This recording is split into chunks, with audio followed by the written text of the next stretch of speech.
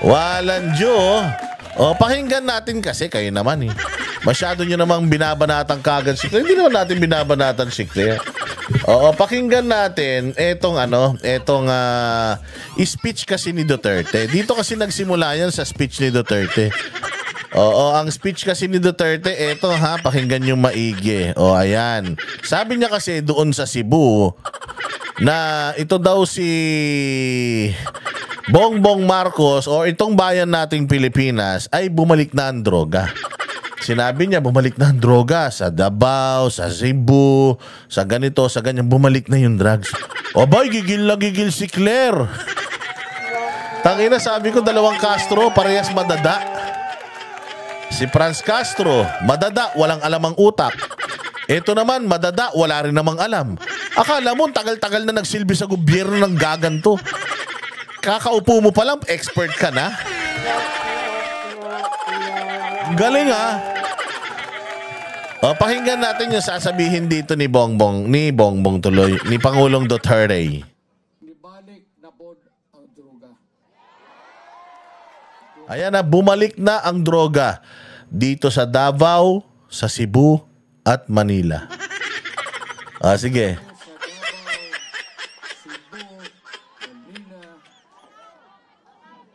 Anong ibig sabihin ni Pangulong Duterte doon?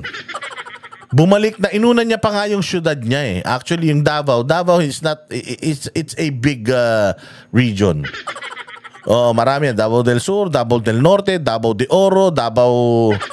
May mga ganon. Tapos meron pang Davao City. Okay? So, malaki yan. Okay? Nung nakaraan, merong nahuling droga dyan sa Davao del Norte. Ang Davao del Norte, Baluarte yan, Nilagdameo. At saka nung ex ni Kati Binag, sabi niya, meron siyang post eh, uy, sa ex ko to ah.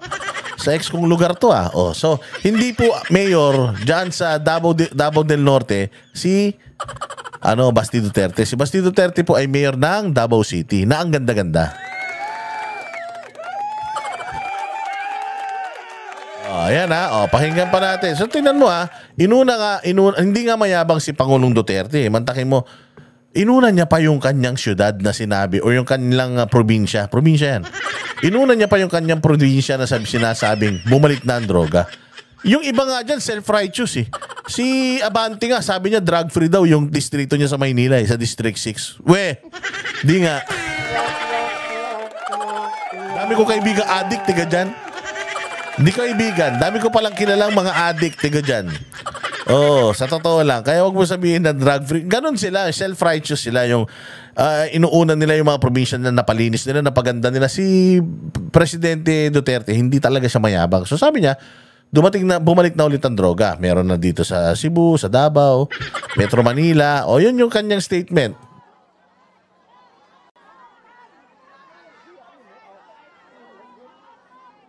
Tingnan mo, kasimple nung sinabi niya.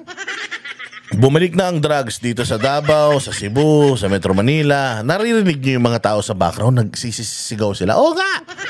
Ang dami ng adik! Yung kapitbahay namin! May dimples na naman!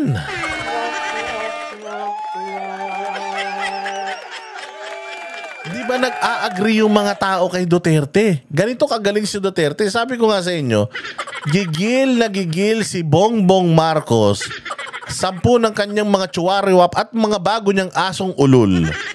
Gigil na gigil sila kay Duterte dahil imagine, etong sortie na ito, hindi ito meeting de avance, hindi ito campaign rally ng mga politiko. Ito ay pagpapatawag ng hakbang ng maisog dyan sa Cebu para ipakita na solid ang Cebu ay Duterte Province.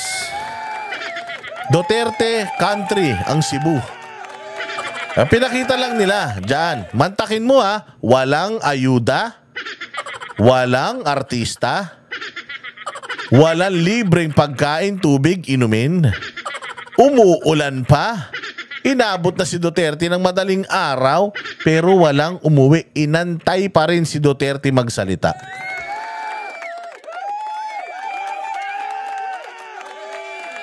Ang tanda na nito Ang tanda na nito. Paulit-ulit lang din naman yung sinasabit mga kwento nito.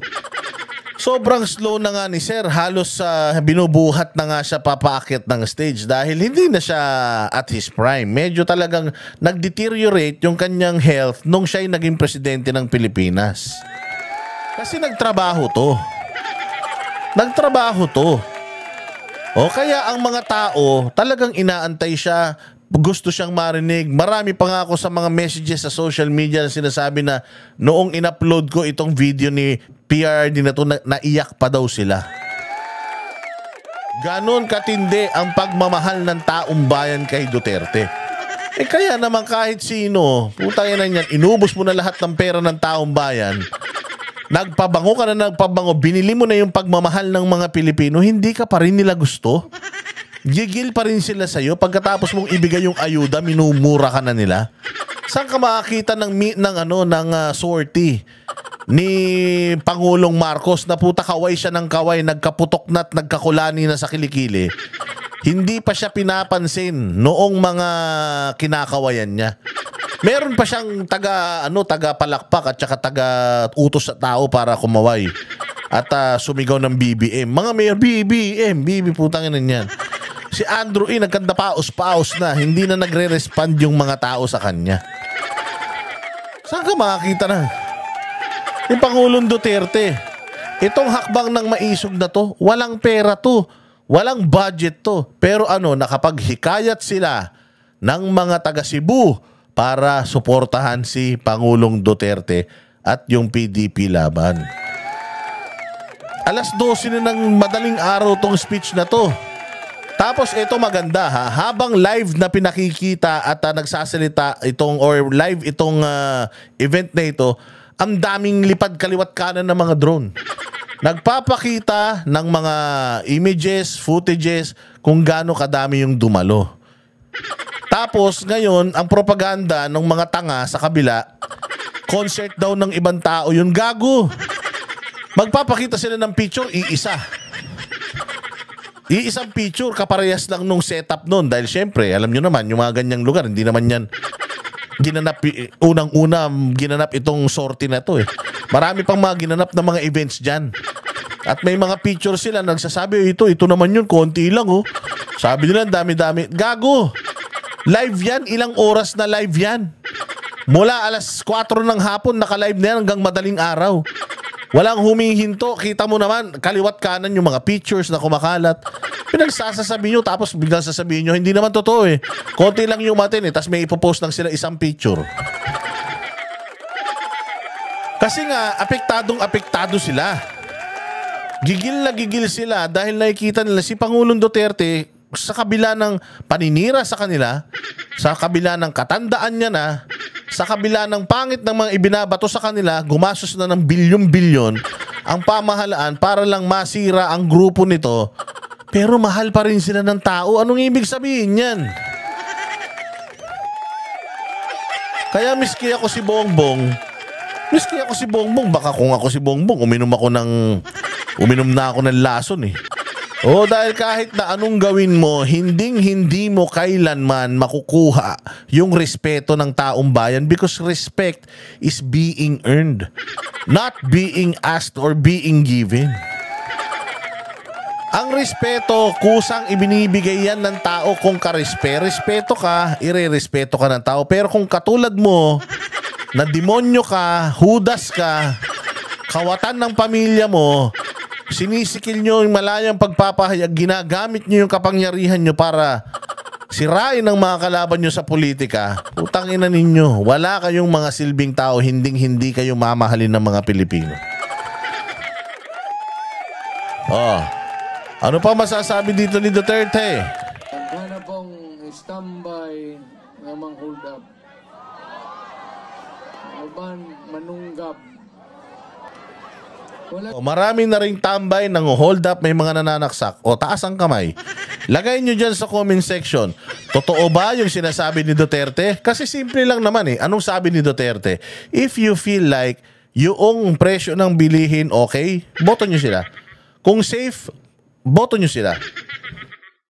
Kung maraming mga drug addict, ay wala ng drug addict, nakakapaglakad na yung mga anak ninyo sa gabi, iboto nyo sila. Kung wala ng mga tambay na nanguhold up at nananaksak, iboto nyo sila. Ganun si Duterte. Kaya lang sinasabi niya is ito ang totoo, ito ang katotohanan. Nakita nyo yung balita sa Facebook? May kinidnap na naman na bata, pinutulan pa ng kadiri.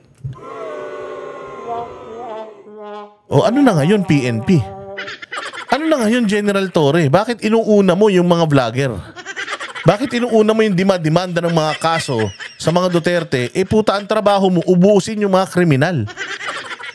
Hulihin yung mga kriminal. O trabahuhin nyo na yan. Yung nangingidnap ng mga bata. Hindi nyo kami malilin lang. Kahit mag-hire pa kayo ng 10 Claire Castro, isama niya pa yung mga 5 libayan, puta hindi nyo maloloko ang taong bayan dahil nakikita natin kung ano yung totoong sitwasyon ng Pilipinas. Nagdagdag lang kayo ng mga bagong tao na magtatanggol sa inyo. Pero at the end of the day, mahirap ang bayang Pilipinas, hindi safe ang bayang Pilipinas, bumalik na po ang drugs. Ang kakapal ng mukha nyo, nakakahuli kayo ng droga, hindi kayo nakakahuli ng drug lord.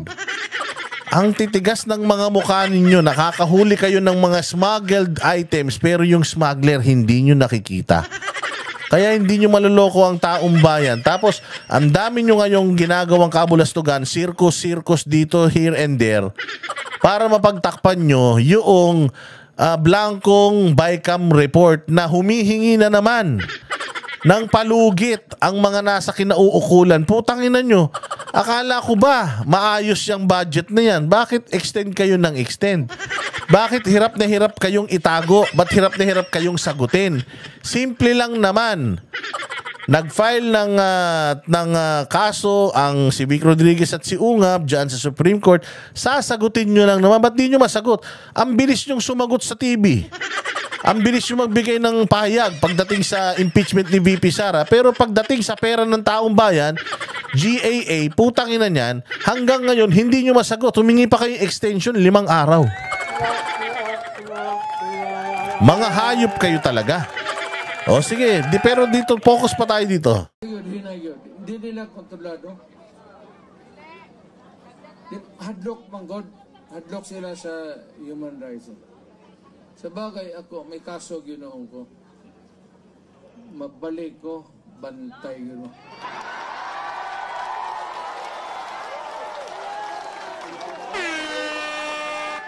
Yun ang kinakatakot nila.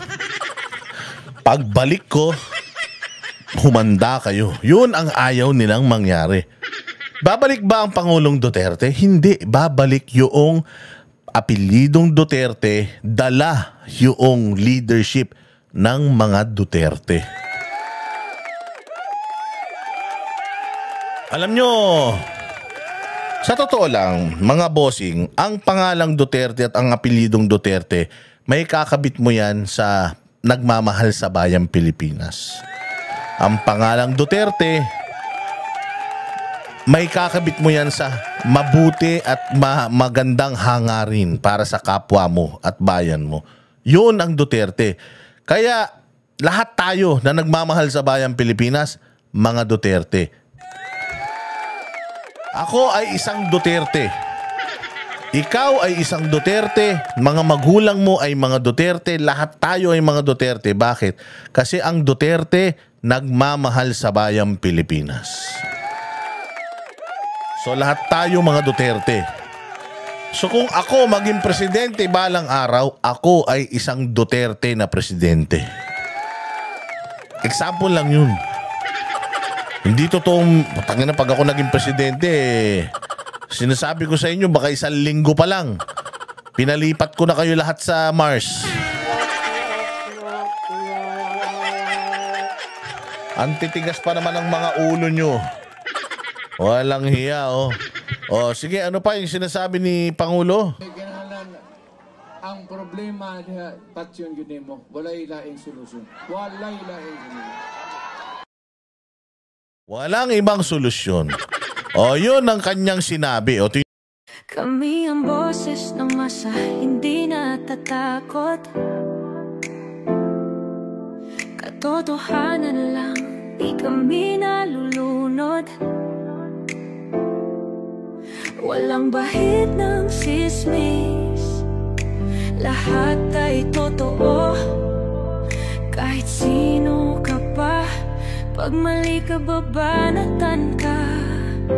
Walang pinipili kulay, wala kaming kinikilingan. Basta para sa bayan, kami lalaban.